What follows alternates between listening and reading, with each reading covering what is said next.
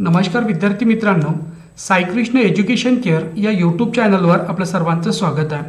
2023मध्ये महाराष्ट्र राज्यामध्ये ज्या पण स्पर्धा परीक्षा होत आहे त्यामध्ये सरळ सेवा भरती असो की MPSCची संयुक्त पूर्वपरीक्षा ग्रुप ब आणि क साठी असो, या सर्व परीक्षेसाठी मुलांनो आपण गणित बेसिक बॅच सुरू केलेली आहे. या बॅचमध्ये आपण प्रत्येक टॉपिकवरील पहिले बेसिक कॉन्सेप्ट समजून घेतो, नंतर त्यावरची ट्रिक्स आपण बघतो आणि नंतर त्यावरचे आपण प्रश्न सॉल्व करतो. हे सर्व प्रश्न मुलांनो येणाऱ्या TCS आणि IBPS पॅटर्ननुसारचे हे प्रश्न असणार आणि हे सर्व प्रश्न मुलांनो PYQ प्रश्न आहे, म्हणजे हे प्रश्न आपल्याला सरळ सेवा आणि MPSCमध्ये विचारण्यात आलेले आहे. असेच प्रश्न मुलांना आपण आजच्या व्हिडिओमध्ये घेणार आहोत.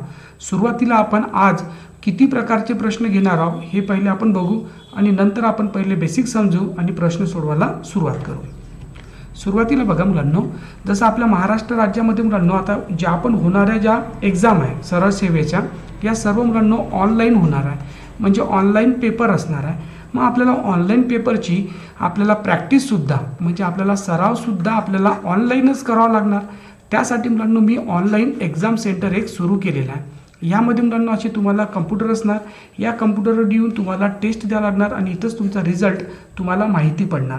यावरून मुलांना तुम्हाला कम्प्युटर हाताळण्याची एक सवय होणार.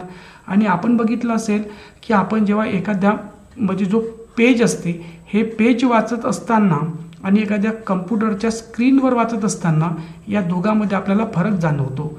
आता मुलांना ज्या प्रकारे आपल्याला पेपर वाचण्याची किंवा पेपरवरील वाचण्याची सवय आहे, त्याचप्रमाणे आपल्याला स्क्रीनवर वाचण्याची सुद्धा सवय असण्यासाठी मी हे ऑनलाईन एक्झाम सेंटर सुरू केलेलं आहे. तर सुरुवातीच्या 10 टेस्ट मुलांना तुम्हाला फ्री असणार आहे. त्यासाठी तुम्ही मला या नंबरवर कॉन्टॅक्ट करू शकता आणि हा मुलांना आपल्या सेंटरचा इथे ॲड्रेससुद्धा आहे. त्याचबरोबर बघा, आपण आजच्या आपल्या व्हिडिओमध्ये एकूण 2 मॉडेल बघणार आहोत. त्यामधील मॉडेल नंबर 1 बघू. आज आपण सरासरीवरील असे महत्त्वाचे प्रश्न घेणार आहोत. हे प्रश्न आपल्याला स्पर्धा परीक्षेमध्ये पुन्हा रिपीट झालेले आपल्याला दिसून येतात. सुरुवातीला आपण प्रश्न बघू, कशा प्रकारचे प्रश्न घेणार आहोत आणि या 3 प्रश्नामध्ये नेमका कोणता फरक आहे हा पहिले समजून घेऊ. प्रश्न दिलेला बघा, पहिल्या 5 निकालाची सरासरी 46 गुण आणि पहिल्या 4 निकालाची 45 गुण, तर 5व्या निकालात किती गुण मिळाले. म्हणजे आपल्याला एकूण जे विषय आहे याची सरासरी दिलेली आहे आणि या एकूण विषयामधील पहिल्या 4 विषयाची सुद्धा सरासरी दिलेली आहे आणि प्रश्न विचारलेला आहे या 5व्या विषयामध्ये एकूण मार्क किती मिळाले असा आपल्याला प्रश्न आहे. आता आपण बघू दुसरा नंबरचा प्रश्न. यामध्ये म्हटलेला आहे सचिनच्या 3 धावाची सरासरी 81 आहे. 4थ्या धावाची धावा विचारात घेतल्यास त्याची धावाची सरासरी 1 ने कमी होते, तर 4थ्या डावातील त्याच्या धावांची संख्या किती. पहिले बघितलं तर आपल्याला 5 निकालाची आणि 4 निकालाची सरासरी दिली होती, पण ह्या प्रश्नामध्ये बघा 3 डावाची सरासरी दिलेली आहे. 4थ्या डावामध्ये काय होतं, त्याची सरासरी काय होता 1 ने कमी होता, म्हणजे यापेक्षा थोडीशी वेगळी कॉन्सेप्ट आहे. 3rd नंबरचा प्रश्न बघू. राहुलने 5 एकदिवसीय सामन्यात सरासरी 48 धावा केल्या. पहिल्या 3 सामन्यात त्याने सरासरी 80 धावा काढल्या असून 4थ्या सामन्यात त्याने 70 धावा केल्या आहेत, तर त्याने 5व्या एकदिवसीय सामन्यात किती धावा केल्या असतील असा आपल्याला प्रश्न दिलेला आहे. सुरुवातीचे 2 प्रश्न बघितले तर इथं आपण 5वा निकाल काढत आहोत. इथे आपण बघितलं तर 4थ्या धावाची संख्या काढत आहोत, बरोबर आहे, धाव संख्या काढत आहोत. पण आता आपल्याला मुलांना बघा 3ऱ्या प्रश्नामध्ये बघितलं आपण तर एकूण आपल्याला 5 एकदिवसीय सामन्याची सरासरी दिलेली आहे. त्यानंतर म्हटलेलं आहे की पहिल्या 3 सामन्याची सरासरी दिलेली आहे. आणखी म्हटलेलं आहे की 4थ्या सामन्याची धावसंख्या दिलेली आहे, किती आहे 90, आणि प्रश्न विचारलेला आहे 5व्यामध्ये किती. आता बघितलं तर हे तिन्ही प्रश्न मुलांना वेगवेगळ्या कॉन्सेप्ट म्हणजे वेगवेगळे काय आहे, वेगवेगळे प्रश्न आहे आणि प्रत्येक प्रश्नामध्ये थोडासा चेंजेस आहे. आता हे प्रश्न आपल्याला समजले मुलांना, तर या टॉपिकवरचा कोणता पण प्रश्न आला तर तुम्हाला इझिली सॉल्व करता येणार. तर हे 3 प्रश्न बघणार आहोत. नंतर आपण बघू मॉडेल नंबर 2. यामध्ये कोणते प्रश्न, यावर मुलांना हे बघा, हे ट्रॅडिशनल प्रश्न आहे. हे प्रश्न तुम्हाला प्रत्येक एक्झाममध्ये सरळ सेवा असो की MPSC यामध्ये तुम्हाला प्रश्न दिसून येतात. पण या प्रश्नामध्ये सुद्धा काय चेंजेस आहे या 3 प्रश्नामध्ये पहिले ते समजून घेऊ. जसं बघा, एका नावेत सरासरी 10 किलोग्रॅम वजनाची 40 मुले बसली आहे नावाड्यासह सर्वांच्या वजनाची सरासरी 21 किलोग्राम झाले तर नावाड्याचे वजन किती? सरळ सरळ प्रश्न आहे. आता आपण बघू दुसऱ्या नंबरचा प्रश्न. यामध्ये म्हटलेलं आहे 39 विद्यार्थ्याची एका वर्गाची सरासरी वय 15 आहे. जर शिक्षकाचे वय त्यात मिसळले तर सरासरी 3 महिन्यांनी वाढते तर शिक्षकाचे वय किती? आता आपल्याला बघा या 39 विद्यार्थ्याची सरासरी 15 वर्ष म्हणजे वर्षात दिलेली आहे. शिक्षकाचे वय मिळवले तर सरासरी 3 महिन्यांनी वाढली म्हणजे दिलेली सरासरी वर्षात आहे, दिलेली सरासरी महिन्यामध्ये वाढ होत आहे. तर यामध्ये सुद्धा आपल्याला एक वेगळी कॉन्सेप्ट इथे यूज करावा लागणार. आता नवीन प्रश्न बघू तिसऱ्या नंबरचा. 4 मुलाचे 5 वर्षाचे सरासरी वय 9 वर्षे होते. एक नवीन मुलगा त्यात सामील होऊन झाल्यामुळे त्या सर्वांची आजची सरासरी वय 15 वर्षे झाले तर नवीन मुलाचे आजचे वय काढा. म्हणजे बघा आपल्याला या 4 मुलाचे 5 वर्षापूर्वीची सरासरी दिलेली आहे 9 आणि नंतर जो मुलगा सामील झाला तर त्यांची बघितलं मुलांना तर आपल्याला 15 वर्ष ही तिची आजची सरासरी दिलेली आहे. म्हणजे या प्रश्नामध्ये सुद्धा आपल्याला पूर्वीच्या 2 प्रश्नापैकी आपल्याला इथे फरक जाणवतो. मग अशा टाईपचे प्रश्न आपल्याला कसे सॉल्व्ह करायला लागणार, यामध्ये आपल्याला कोणती बेसिक गोष्टी लक्षात ठेवाव्या लागणार. त्यासाठी मुलांना आपण आजचा हे व्हिडिओ घेतलेला आहे. तर व्हिडिओला शेवटपर्यंत बघा. त्याचबरोबर चॅनलवर नवीन असाल तर चॅनलला सबस्क्राईब करायला विसरू नका. पहिला प्रश्न बघू. पहिला प्रश्न सोपी आहे, सरळ सरळ आपण याला सॉल्व्ह करू. प्रश्न दिलेला बघा. पहिल्या 5 निकालाची सरासरी 46 गुण आहे आणि पहिल्या 4 निकालाची 45 गुण आहे तर 5व्या निकालात किती गुण मिळाले? म्हणजे आपल्याला एकूण विषय दिलेले होते किती? 5. या 5 विषयाची आपली सरासरी होती 46. प्रश्नामध्ये सांगितलेलं आहे की पहिल्या 4 निकालाची किती आहे? 45.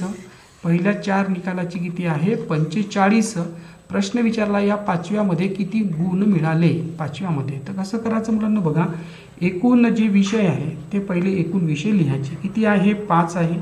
त्याची काय करायची? सरासरी गुणेला सरासरी वजा नंतरचे किती आहे? 4 गुणेला किती लिहितो आपण? 45.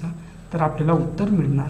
आता 46 गुणेला मी 5 करीन मुलांना तर 46 गुणेला 5 किती होणार? 5 × 30 0 हातचे उरले 3, 5 चोक 20 आणि 3 किती होणार? 23 वजा त्यानंतर 5 चोक 20 0 हातच्या उरले 2, 4 चोक 16 16 आणि 4 किती होणार? 18.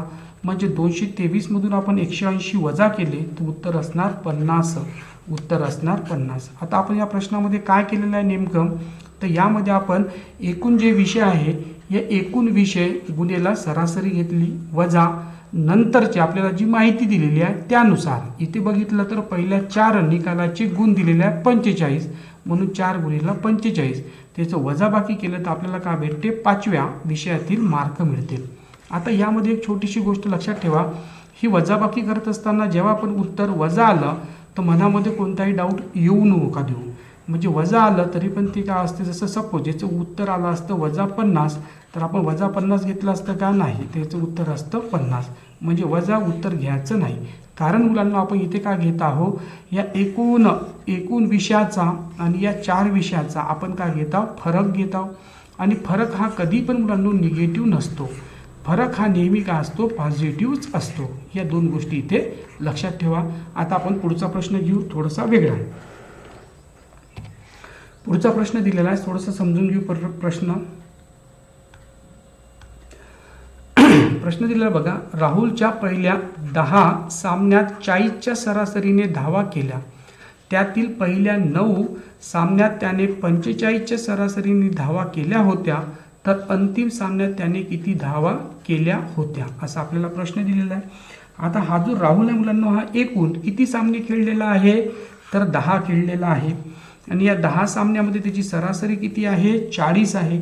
तर गुणेला आपण किती करू? 40 वजा आता आपण बघितलं तर वजा आपल्याला इथे लक्षात येते की आता त्यातील आपल्याला पहिल्या 9 सामन्याची काय दिलेली आहे? सरासरी दिलेली आहे.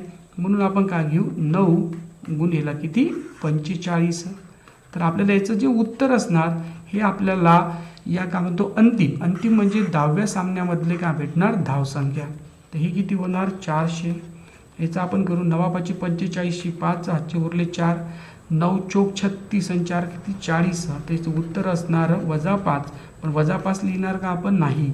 त्याचं उत्तर किती असणार? 5. म्हणजे अंतिम सामन्यामध्ये यांनी किती धावसंख्या केली? तर उत्तर असणार 5. दोघातला फरक लक्षात ठेवा.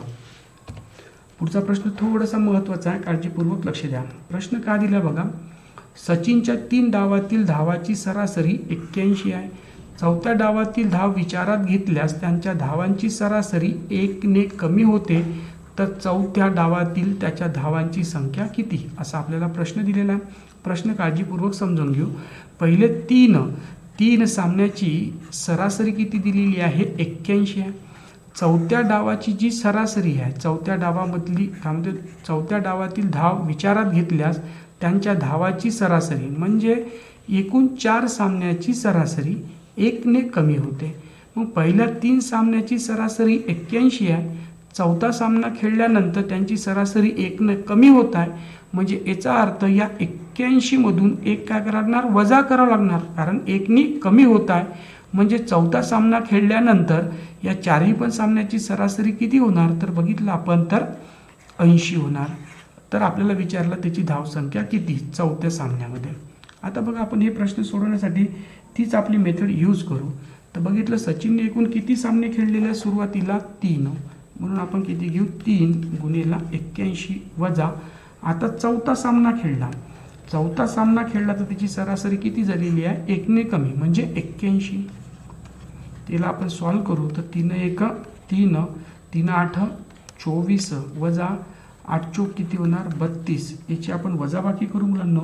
तर हे 230 मधून आपण 320 मधून आपण 243 वजा करत आहोत.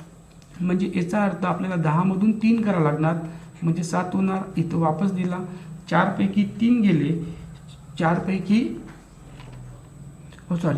इथं वापस दिला आपण आणि हा किती झाला? 12. 12 मधून आपण 5 गेले तर उरले किती? 7. तर हे किती येणार? 77. म्हणजे उत्तर का सरळ मुलांना 320 मधून तुम्ही 243 वजा केले तर उत्तर येते 77. म्हणजे त्याच्या चौथ्या डावातील धावसंख्या किती असणार? तर 77. ही एक गोष्ट इथे लक्षात ठेवा. आता पुढचा प्रश्न थोडंसं मुलांना वेगळा आहे, त्याकडे थोडंसं लक्ष द्या. राहुलने 5 एकदिवसीय सामन्यात सरासरी 48 धावा केल्या. पहिल्या 3 सामन्यात त्याने सरासरी 80 धावा काढल्या असून चौथ्या सामन्यात त्याने 70 धावा केल्या आहे. तर त्याने 5व्या एकदिवसीय सामन्यात किती धावा केल्या असतील? पहिले प्रश्न समजून घेऊ की बघा, 1 2 3 4 आणि 5 या 5 सामन्याची सरासरी किती आहे? 48. पहिल्या 3 सामन्याची सरासरी किती आहे? 80 आहे. त्यानंतर म्हटलेलं आहे की चौथ्या सामन्यात त्याने किती काढलेली आहे? 70. चौथ्या सामन्यात किती काढली? 70. प्रश्न विचारलेला आहे 5व्या सामन्यामध्ये. तर मुलांना आपण आता याच्यापूर्वी काय केलं होतं की आपल्याला एकूण जी सरासरी होती ती काय करत होतो आपण? गुणिला करत होतो. मग इथे बघितलं तर एकूण सामने किती आहे? 5. त्याची सरासरी किती आहे? 48 वजा. त्यानंतर पहिल्या किती सामन्याची दिलेली आहे? तर 3 गुणेला किती करू आपण? 80. तर हे किती होणार? 8 पंचे 40, 0 हातचे उरले 4, 4 पंचे 20 आणि 4 किती होणार? 24 वजा 0 8 किती होणार? 8 किती इथे आपण त्याची सरासरी किती म्हटलेला मुलांना? त्याच्या धावांची सरासरी 80 म्हटलेला आहे.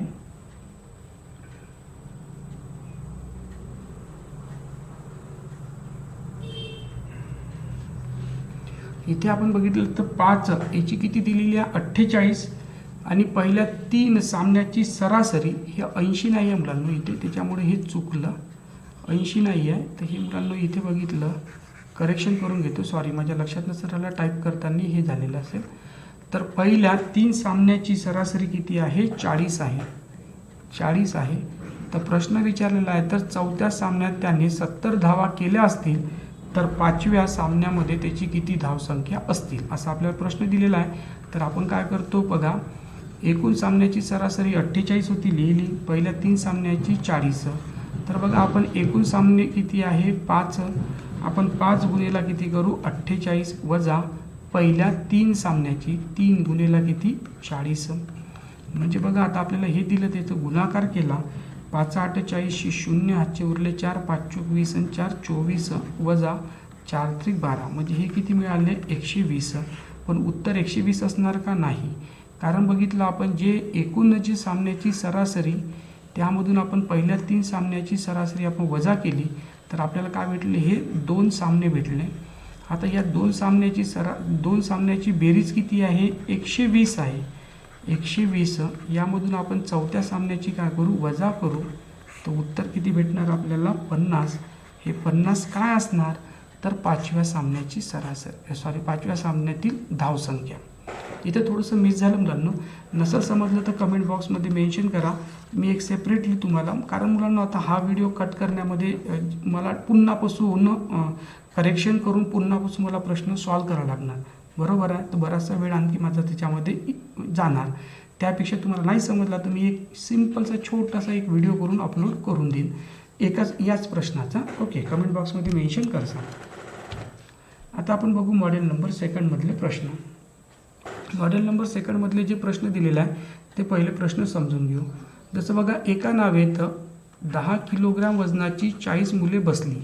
नावाड्यासह सर्वांचंच वजन सरासरी 11 किलोग्राम झाले तर नावाड्याचे वजन किती, असा आपल्याला प्रश्न दिलेला आहे. सुरुवातीला प्रश्न बघा, आपल्याला बघा सुरुवातीला जे 40 मुलं आहेत, लक्ष द्यायचं 40 मुलं यांची सरासरी किती किलोग्राम आहे, सरासरी बघितली तर 10 किलोग्राम आहे. आता त्यामध्ये नावाड्यासह म्हणजे एक जण का झाला नावाड्या त्याच्यामध्ये सहभाग झाला, तो झाला तर याची सरासरी किती झाली म्हणते, किती झाली 11 किलोग्राम. म्हणजे पहिले विद्यार्थी किती होते 40 होते. आता नावाडी त्याच्यामध्ये गेला तर किती झाले 41. मग 41 जणांची सरासरी 11 आणि 40 जणांची सरासरी किती आहे 10.